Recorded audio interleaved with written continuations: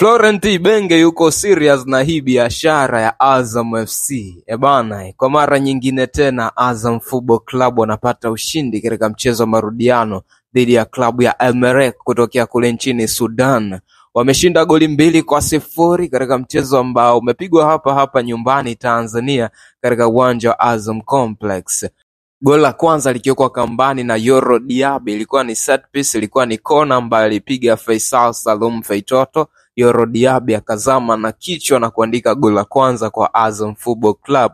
Goli la pili likifungwa na Nasor Saadun kwa kichwa, ilipigwa cross moja hivi matata sana ambayo ilimkuta katika nafasi. Nasor Saadun akaweza kuandika chuma cha pili kwa Azam FC. Mchezo uliopita Azam ambao walicheza kule nyumbani kwa Al Merreikh walifanikiwa kuibuka na ushindi wa magoli 2-0.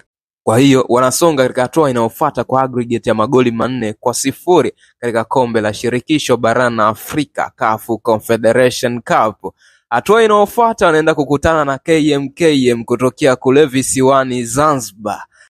Atakayeshinda mechi hiyo kati ya KMKM dhidi ya Azam Football Club basi ataweza kwenda moja kwa moja katika hatua ya makundi ya CAF Confederation Cup. Kama Azam Football Club watafanikiwa kushinda hiyo mechi, basi itakuwa ndo mara yao ya kwanza kutinga katika hatua ya makundi ya CAF Confederation Cup.